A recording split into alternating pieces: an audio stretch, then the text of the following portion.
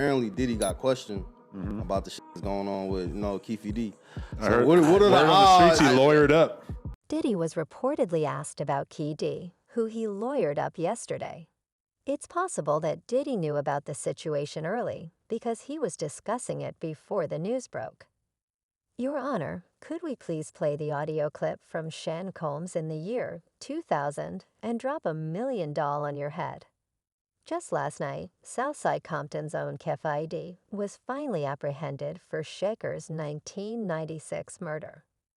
The Las Vegas Police Department claimed that they began uncovering new information about them in 2018 because Keefe D had revealed the truth on TV shows and documentaries.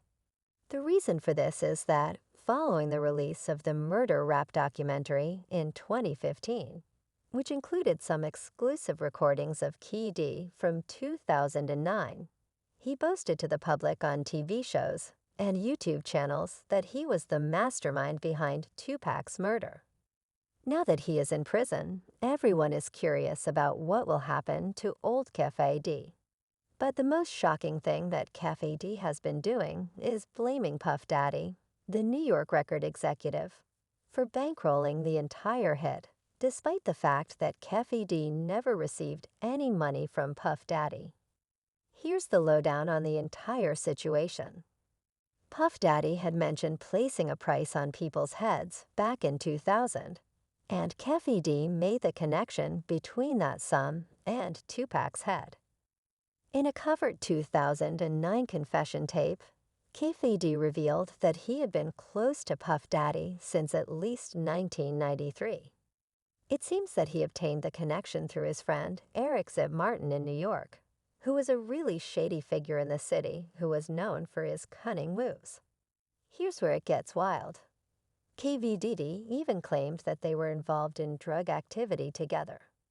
He also claimed that Zip introduced him to Puffy at a party in the early 1990s in Santa Monica at a place called Paradise 24, where Puff used to roll with KVD and Zip to local baseball games, and then they would place bets on the games too. According to Keefe D, Puffy stole his car, which was used in Usher's 1994 debut music video for Jam Call Can You Get With It? However, during the video shoot, Usher allegedly screwed up KD's card, so Puff Daddy had to pay to have it restored. This relationship continued throughout the 1990s, bringing together a number of dubious East Coast and West Coast bands. This is all connected to the Southside Compton Crips in the seedy underbelly of New York, to which Puffy is personally connected. In fact, a lawsuit was filed against this guy in 2003.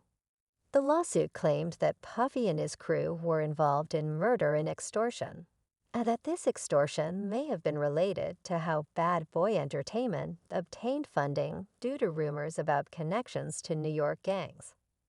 Kirk Burrow, the former head of Puffy's Bad Boy Entertainment label, claimed that Puffy founded an organization known as the Enterprise. In a 1996 interview, Tupac revealed that Puffy was being pressured by drug traffickers on the East Coast. However, there is a notion that Puffy's label received its due from gangsters in New York, who later turned the tables and began pressuring Puffy and his musicians.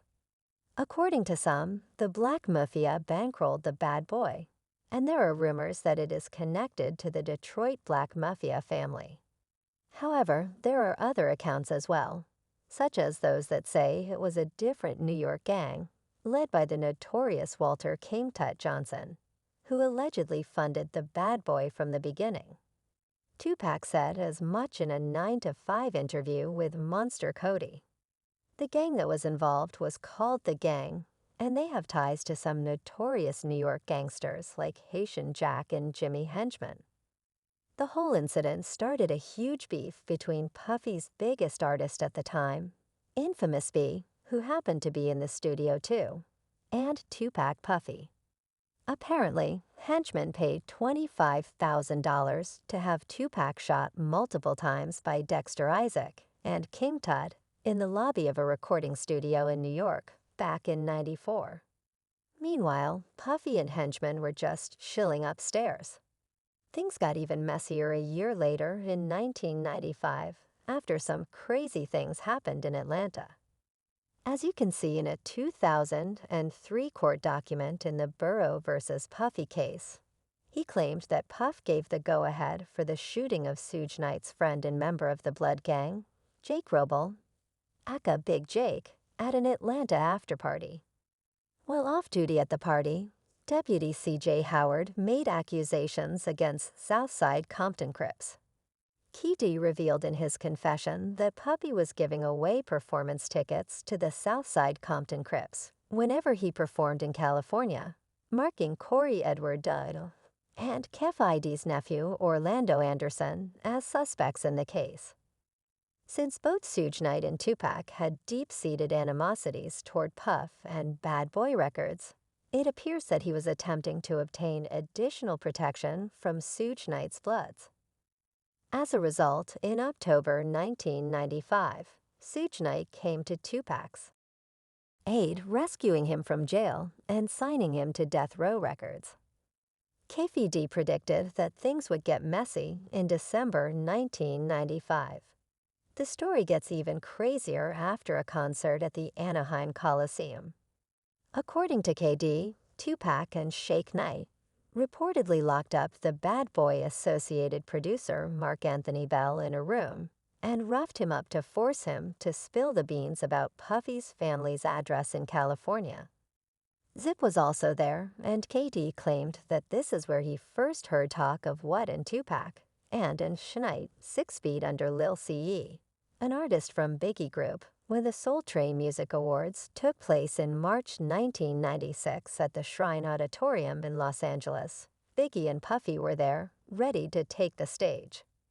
Junior Mafia provided support for this story, verifying that the Southside Side Crips were, in fact, there at that December 1995 show in Anaheim.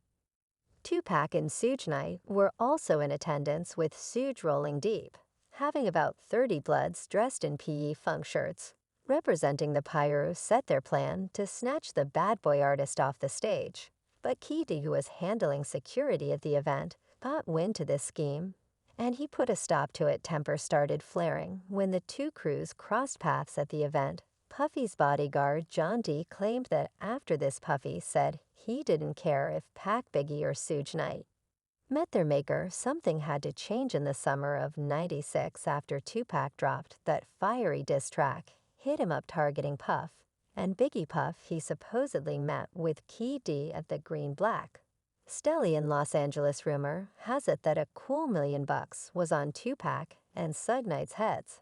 After that, in 1997, police reports from a confidential informant suggested that Puffy had allegedly ordered a hit on Tupac and Suge Knight, and he may have linked up with the Southside Compton Crips for this, according to Key D. He and Eric Zip Martin made separate trips to Las Vegas on September 6, 1996. They were joined by fellow Crips Orlando Anderson, Terrence Brown, and Danger Smith, who drove in a white Cadillac, rented from a Compton car rental company registered under Terrence Brown's mother-in-law's name. Their supposed official reason for hitting up Vegas to catch the Mike Tyson fight at the MGM Grand. Funny thing, though, they didn't even have tickets to the fight, so they watched it from the MGM Grand lobby bar.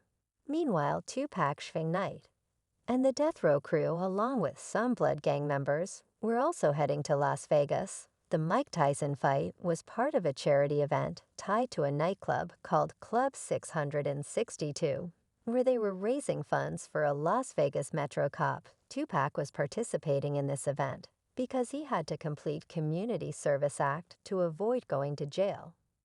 After the battle, things became complicated when Shocker Knight's blood associate Trevin Lane identified Orlando Anderson. Due to a notion that Puffy had placed a bounty on these necklaces, Crips allegedly attempted to take the Death Row chain off of Tron's neck after Trayvon's prior run-in with Orlando. After alerting Tupac and Suge Knight to Orlando Anderson's whereabouts, Trevin Lane made Tupac the first to confront and assault Orlando with a knife, and the Bloods soon followed. Keefe D learned about Orlando Anderson's story while hanging out with Zip at a restaurant. Keefe D claimed that Zip, who supposedly knew about this $1 million deal, told him it was the ideal time to go for it. In Keefe D's first recorded confession, he said that the Crips didn't bring any weapons with them to Las Vegas. Instead, they allegedly obtained a Glock from Eric Zip Martin to carry out the hit. A confidential witness said that Zip